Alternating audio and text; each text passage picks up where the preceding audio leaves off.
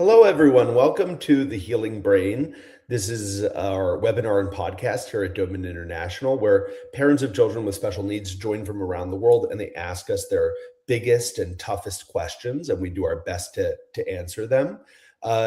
Today, we have a special topic, which is how do you adapt the Doman Method program to your family's life? So, what are tips that we have for you to help make you as successful as possible in terms of implementing the Doman Method, and what are changes that sometimes need to be made to really be as consistent as possible with the program and have the best possible results. So we'll get into that topic. A couple of quick announcements. Doman International has a lot of trips coming up where we're going to be traveling, sending staff members around the world to see families in different places. So next week, we are seeing families in New Delhi and Bangalore, India. So I'm excited to make that trip. We in June, are going to be seeing families in Melbourne, Australia. In July, we're going to be seeing families at our European Center in Pisa, Italy. In August, we're going to be seeing families in New Zealand. In September, we're going to see families in Serbia and Croatia. And then, of course, our headquarters here in Philadelphia, we have appointments available throughout the year, although we do kind of book out usually weeks in advance. And we also offer remote appointments. Colleen, do you know when the next appointments are available in Philadelphia? I know the next live appointments are definitely available at the beginning of June. And this is the time to schedule them, because there's actually not only so that you get your spot, but also so that we can help to prepare. A lot of families don't realize that we have a lot of preliminary information that we need, and also a lot of preliminary information that we give to families, foundational information, which makes the appointment even more successful. So, we want time for that onboarding. And a month to 6 weeks really is ideal. So if anybody's right now thinking, oh, maybe June would work out, please get in touch with me as soon as possible so that we can talk about it. Perfect. Great. All right. So we will jump into our topic now, which is how do you adapt the Doman Method to your life and to your child's life? Well, the first thing that I will say is that as a team at Doman International, we do try our best to help families with this process because I think that sometimes parents expect when they come to our clinic that we might just tell them, here's your child's program, here's the treatment program for your child, make it work. And it's not like that at all. When families come to us, they're in very different situations. Some children, for example, are in school. Some children are homeschooled or are not yet going to school. Some families, both parents work. In some families, only one parent works. We have single parents on our program, right? We have some families who have great support systems around them. They have other family members, grandparents, aunts, uncles. And then we have some families that aren't in that situation.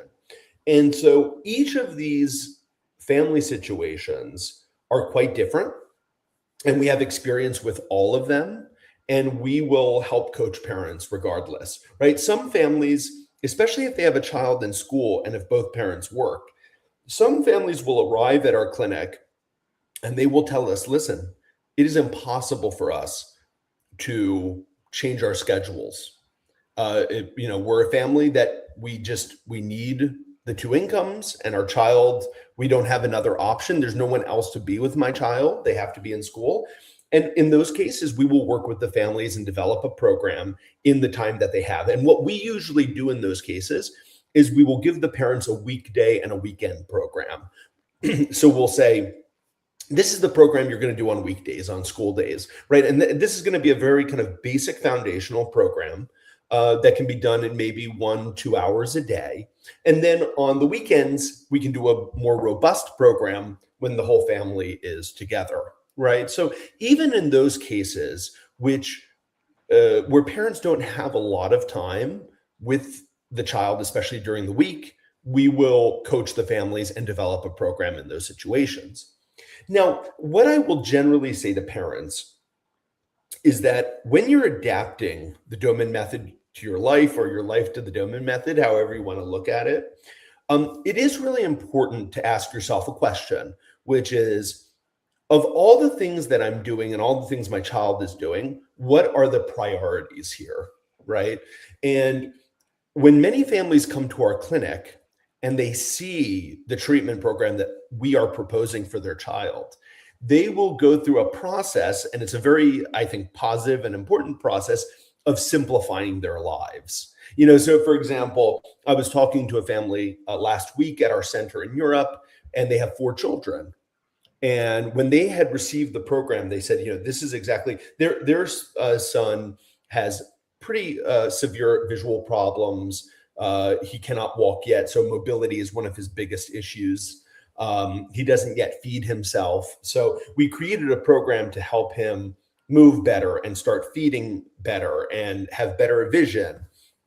But the parents said, we to do this program, we realize now we're going to have to, we're not going to be able to do soccer practice every night. We're not going to be able to bring the brother to soccer practice every night, or we're going to have to find someone else to drive him. And some of these other therapies that we're doing that we haven't seen results with, we're going to cut those out of the schedule. And by the way, in that family's case, dad works full time, mom works part time, and so it's very important. I think this is important for all parents, even parents of well neurotypical children, to once every maybe 3 months or so, just take a step back and say, okay, is there a way we could simplify our lives? Lives are more complicated than ever before. There are more distractions now than there were for generations past. Children are in more activities than ever before. I find a lot of extracurriculars. And so sometimes it's important to just say, how can we simplify our lives, find more time for our family to be together at home? And usually that results in being more successful with the program, because the program itself, it's not just about intensity. Everyone thinks, the more intense the Doman Method program is, the better the results will be. That is true. But consistency is even more important, right? So if you said to me, Spencer, would you prefer a family to do a program 2 hours a day consistently, or a family do some days 8 hours and then blow out and then take, weeks or months off because they've exhausted themselves so much? I would say, no, consistency is more important. I was speaking to another family at our European center, and they were actually remarking on, they had taken a few weeks off of the program, actually, because of what I had just said. They'd kind of bitten off a bit more than they could chew, and they said, okay, we need a break. And they realized that in the 2 weeks that they took the break, that the child's progress obviously slowed. So the child's progress on the program was very fast. And then they took the 2 weeks off, and they noticed, okay, she's not progressing as quickly. And so when they realized, okay, we really need to restart the program. We can't take this fast development for granted, but we're just going to do it at a rate where we know we can do it consistently. So yeah, what I would say to parents, maybe from a simple standpoint, is sit down, ask yourself, what are the real priorities here? And then say, okay, which of the Doman Method programs can we do consistently and with joy, which is important.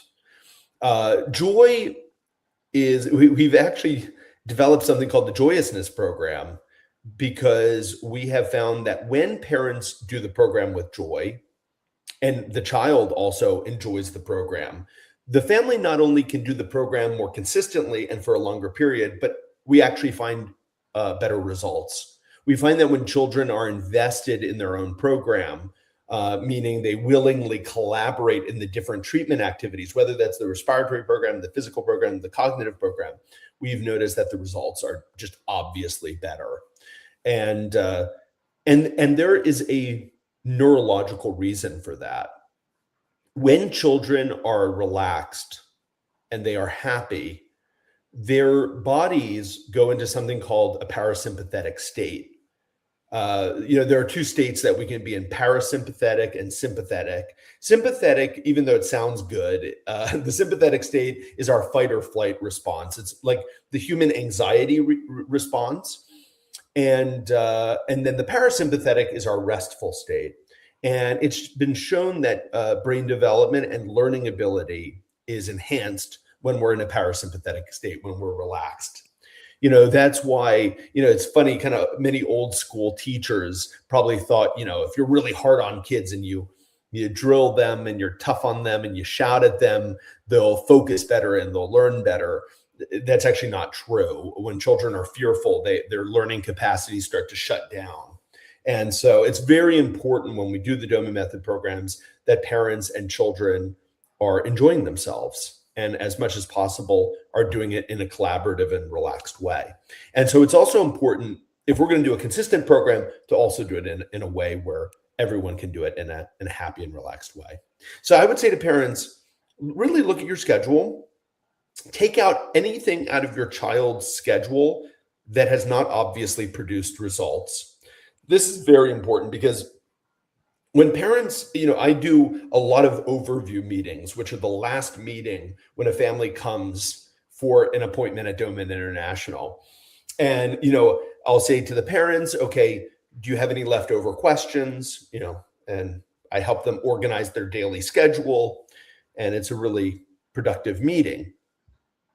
And, sometimes when we're putting the schedule together, parents will say, we've got speech therapy on Wednesday afternoons, and we've got physical therapy on Mondays and Thursdays, and I'll often say to parents, well, I'll never tell a parent to stop something which is beneficial to their child, right? So I say to the parents, what do you think? Do you think that your child is getting results from those therapies? And I would say about 95% of the time, the answer is a clear no. The parents will say, we've been doing them for 18 months and nothing has really changed. And so when I say to parents, okay, can I suggest that why don't we try an experiment? Let's stop those therapies for 6 months. Let's start the Doman Method, right? Which doesn't require you to jump in a car every day and drive them somewhere. Do it at home, do it consistently. And parents say, yeah, let's do that. And then there is a rare occurrence where a family will say, oh, these therapies haven't been doing anything, but we found this one person and they have gotten results. And I always say to parents, in those cases, I'm not going to tell them to stop, because if parents, first of all, parents' intuition is usually right. And if they found something to be helpful, they should continue it. I never would want to stop something which is beneficial for a child. The Doman Method is all about results. So if something's getting results, and listen, there are certain treatments and therapies, even if they're not successful with a lot of children, there are children that do have good results with those, and so if parents have found something, I never tell them to stop. But as I said, the majority of cases, parents will say these things are not helping. Yes, let's focus our time, energy, and attention on the Doman Method for the next 6 months. And then when they find they get consistent results, they're motivated to keep going. Colleen, it looked like you might have something to add to something I had said before. Oh, no, I was just thinking about that tendency to want to push yourself. I think that parents, especially parents who find our program, they are the kind of parents who are always looking for answers. And sometimes you think, if I'm not driving myself crazy, am I really doing enough? But I think that as you were saying, the that parasympathetic state for parents and kids together is so important. And if you are really looking at your schedule, saying, where can I simplify? You're not giving up. You're not being a wuss. You're really looking at what's going to get us the most likelihood of a response, of a result, so that we can all spend more time. I think there's, especially in American culture, I do think that there's a lot of virtue placed on staying busy and looking busy and doing. But that's just not really the way that we're wired anyhow. And I think that most of our families who pare back and say, no, we're just going to do these things and not get distracted by the other stuff, they do better and they feel calmer, and everybody's better off. And we only have, to our knowledge, we only have one life, whatever our belief is after, we don't know. So we're here now, and it's our responsibility to do that in the right way for our kids and our families. Yeah, once a very wise person told Colleen and I, if everything's a priority, nothing is a priority. And I think that there are many. I do see families, not every week at Doman International, but sometimes they do come in through our doors, who they've taken a bit of a buffet approach in the past with treatments for their child, meaning they take a little bit of this and a little bit of this and a little bit of this, and they've learned about every single methodology that exists, and they'll try to take a little bit from each one. And the truth is that often that doesn't work. And it makes complete sense. I understand why people are drawn to that approach. But the thing is, when we look at successive treatment, especially when it comes to brain development, there's no question that the frequency, the intensity, and the duration that you do a treatment plays a big role in its success. Frequency is how often you do it. Intensity is how strong. Duration is how long, right? And so that's why with the Doman method, every activity we teach parents, we always say, this is the frequency that you're doing this activity. This is the intensity. This is the duration. Very, very important. And we've, of course, based that on our experience of working for decades with children of different ages and their needs. And we teach them how to do the program with frequency, intensity, and duration. But the problem is, if you're trying 20 different things, there's no way you could do all of those things with the frequency, intensity, and duration that is needed. And I have many issues with standard physical, speech, occupational therapy. Our approach is completely different than what is often done in those therapies. But I always say to parents, even if you've got the best physical therapist in the world or the best speech therapist in the world, how much can they really, what kind of results can they really achieve with your child if they're seeing your child 1 or 2 times a week for 30 minutes? It's just not the frequency, intensity, and duration which is needed for success. And so it's not just about doing the right treatments. I mean, that's the most important thing. But then the second thing is how often they need to be done and in the right way. If we start to think about, our chiropractor once mentioned to me, he said, guys, I was having a specific issue, and he's like, he said, you didn't get here overnight, and it's not going to get better overnight, but if we can start to, walk it in the right direction, then you'll be doing well. And that was absolutely true. It took a couple of months before I really started to feel much better. But, when we look at we tend to focus on the appointments of things, right? Like the physical therapy, the speech therapy with our kids. And as you said, a half hour a week, an hour a week, whatever it is not enough. If you think about, like, what are the things that your child is doing every single day, and so that has a lot more influence on them, even if it's something that takes 30 seconds, but they're doing it every single day. Like you said, every morning you say, good morning, how many times do you tell your child, I love you? And we do this with a frequency because we feel it, but also because we know that it's important to keep reinforcing these things. So when you look at it from the perspective of what kinds of activities could I be doing for my child that are beneficial, and we could do them many, many, many times throughout the week with a very, maybe a shorter duration because we've got the availability of time because we're together, but how much more of an impact is that going to make on your child? So much more. Mm-hmm. Yeah, exactly. So if people have questions, if parents have questions about how to adapt the Doman method to your life, or about scheduling, or how in your specific family situation, how to do the program as consistently as possible, feel free to throw your questions, whether you're watching right now on Instagram, YouTube, or Facebook.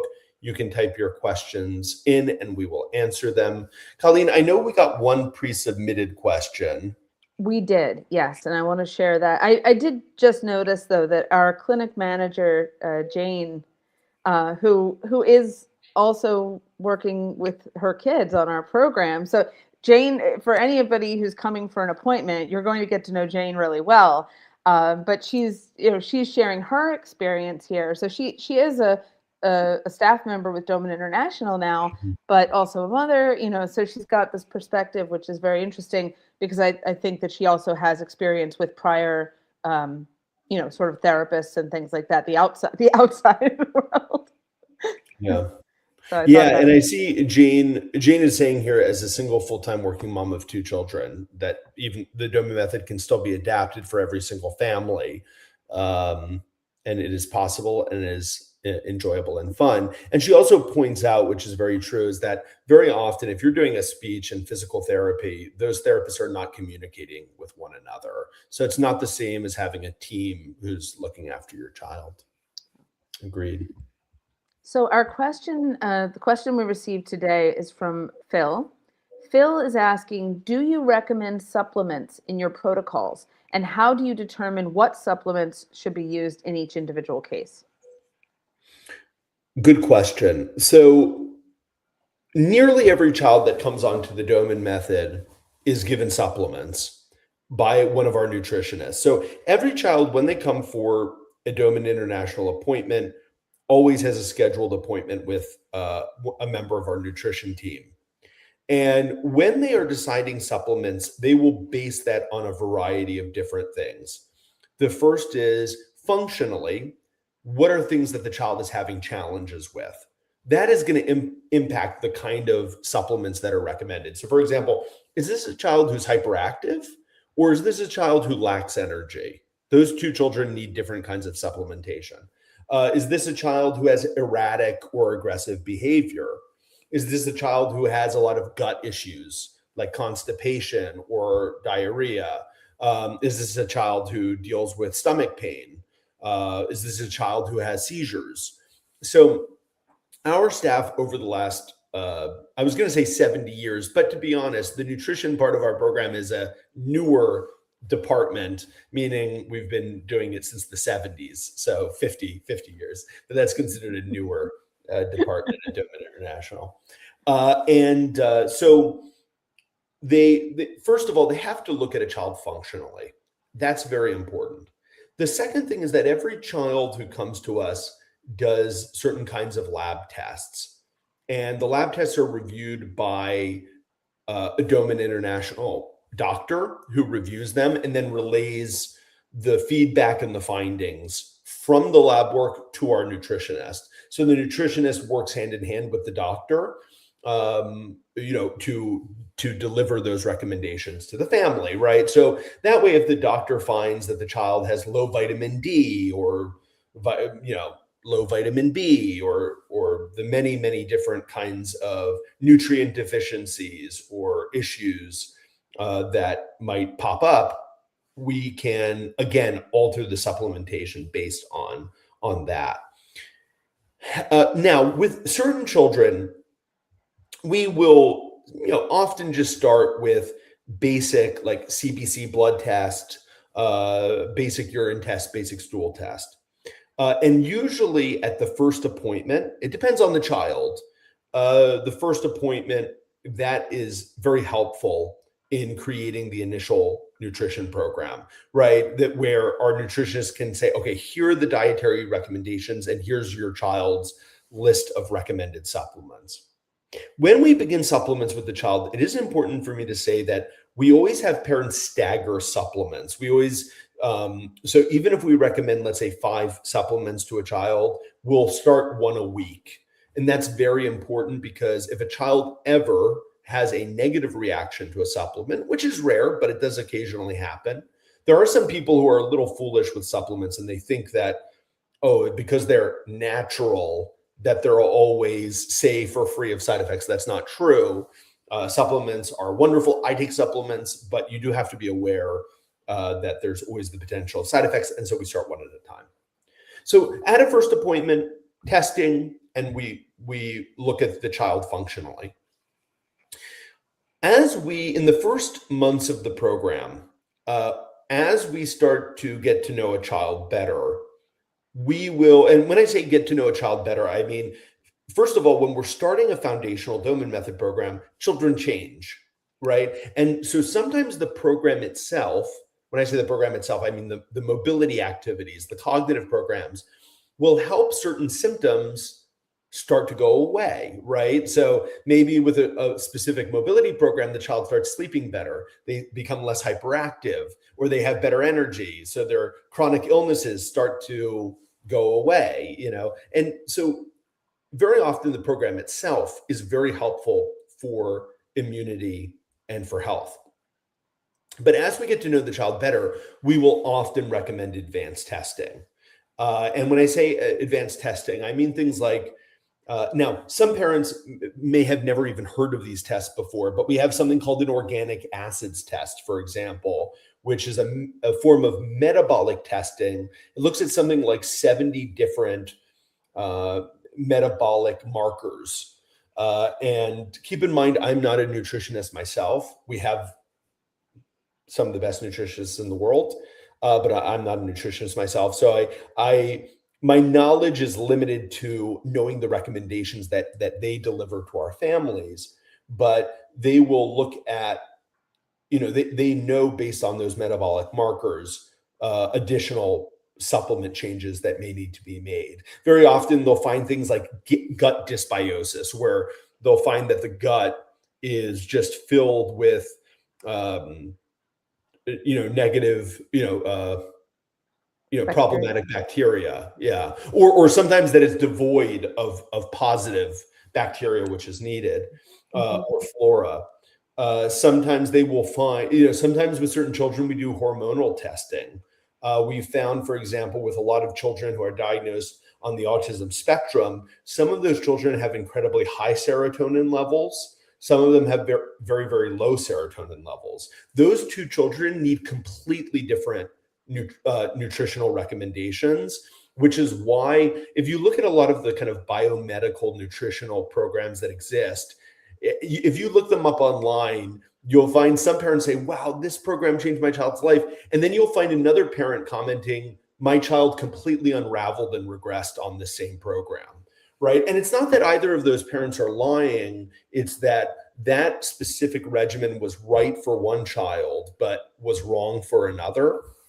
And so our nutritionists, who are led by our director of nutrition and health, Dr. Aravind Bagade, have really become amazing at figuring out what children need, what protocols. So like the serotonin, if you give a child with high serotonin levels that are too high, certain supplements, it's just absolutely disastrous. So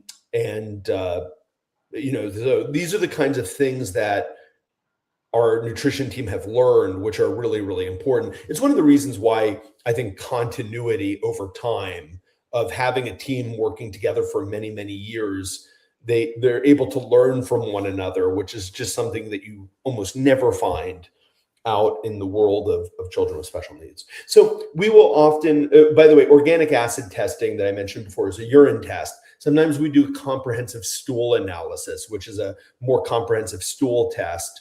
Sometimes we find children have had parasites for years and they need to have treatment for parasites or for fungi. So again, this is not my wheelhouse, but I do, as a staff coach at Doman International, I get to watch our nutritionists give a lot of helpful recommendations to families. And so these are the things that I see going back and forth between families.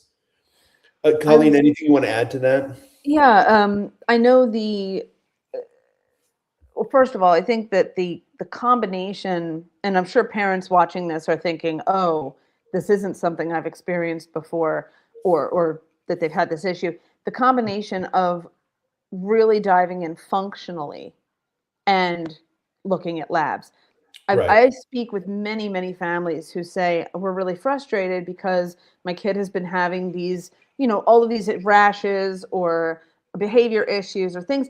And mom is saying, I know that there's something going on here physiologically, that the way that my kid is reacting to things, it indicates that there's an issue. But then we have labs done and they say, well, they're within normal range. Mm-hmm. And that's very frustrating to parents because parents, of course, are like, but my kid is not within normal range. I'm telling you all of the things. And they're being told, well, these aren't related or we really don't know. And I never want parents to think, you've told parents this before, like Doman International, the Doman Method is not a magic pill.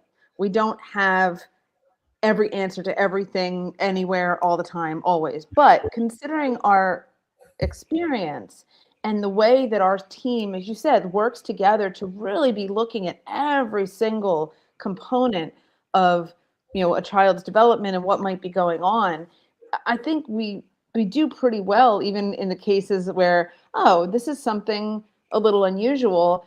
Our team works to problem solve that issue for that child because there's no one size fits all.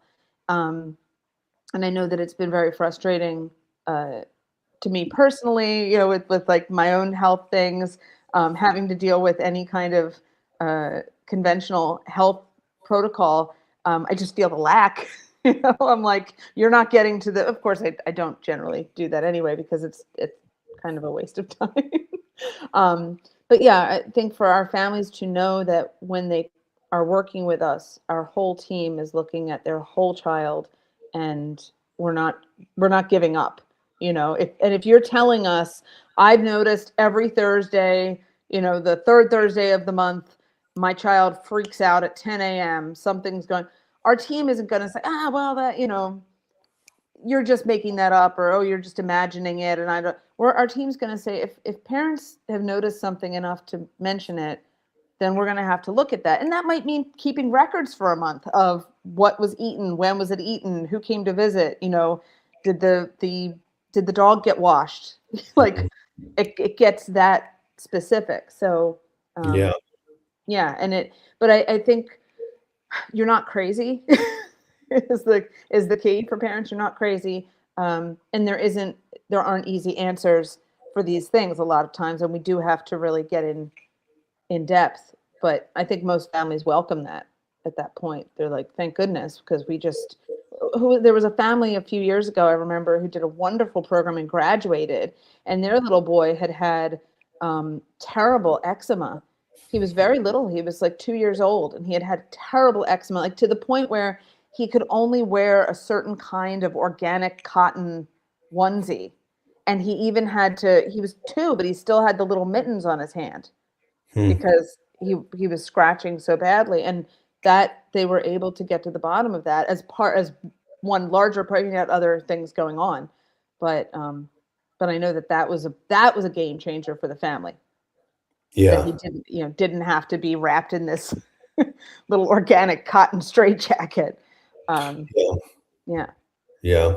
Yeah. And I think that what you're saying also reminds me of why it's important to have people from diverse uh, departments and backgrounds when working with a child. Because, to give you an example, there was a child recently we were discussing in a staff meeting who recently had become more kind of aggressive and more um, just oppositional with parents.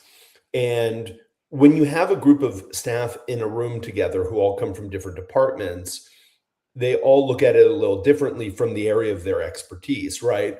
So the nutritional staff will say, you know what, we found in the past that with children with these kinds of issues, we should do these kinds of supplements, right? And the mobility staff will say, that sounds great, let's do that. But also,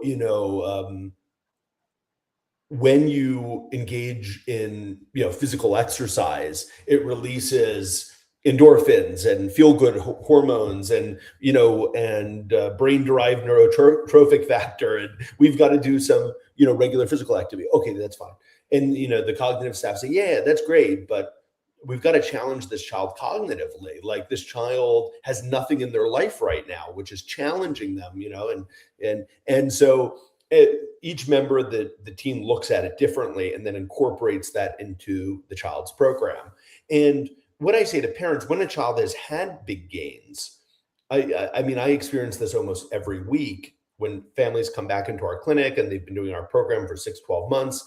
If the child's had a breakthrough and I say, hey, which of the programs do you think led to the breakthrough? I'd probably say 80% of the time the parents say, we don't know, but also it's working. So that's what matters to us, And then I'd say maybe 20% of the time the parents will say, oh no, we started this supplement and we saw the change, or we started this respiratory program and it was obvious. And that's important too, because then our staff knows to keep those things in the program.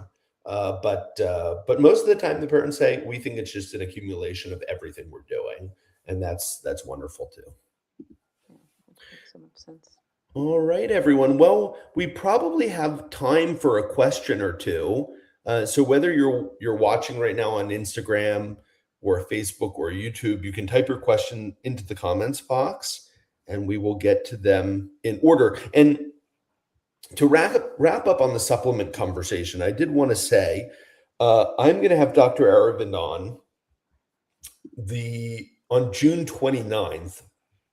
I know that's almost 2 months away, but if you want to make a note, I'm going to have Dr. Aravind on to discuss the top 5 lab tests that should be done with children with special needs, or that the top 5 that would be recommended potentially to a child with special needs. And then I'm going to have another one of our nutritional staff, Julie Mahone. She's going to be on June 1st, and we're going to be talking about picky eating.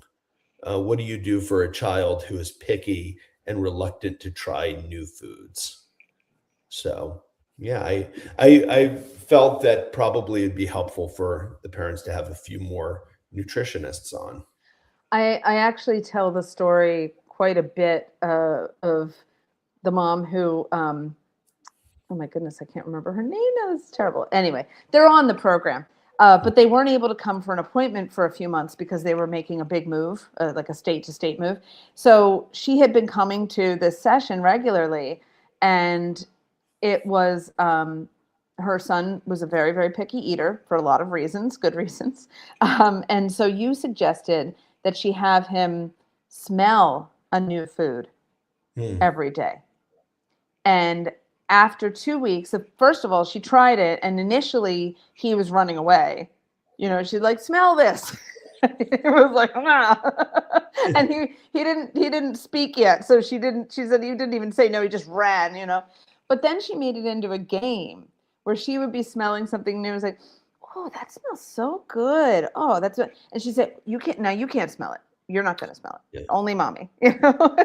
So then he was getting interested in that. He was about 5 years old.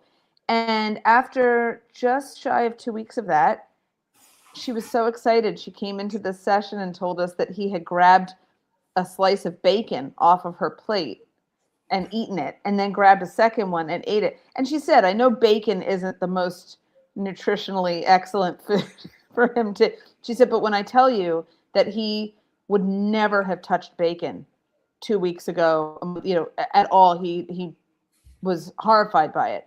And without her even saying anything, he smelled it and then wanted to eat it. So that was, but that's an example of parents with children who are picky eaters might be told it's a matter of wills, or you have to pander to them. If all they're eating is goldfish crackers and French fries, just give them as much Ensure as possible to round it out. And that's not a sustainable situation either. Right. Right. Yeah, because specifically in that case, children who are picky eaters are usually hypersensitive to smell.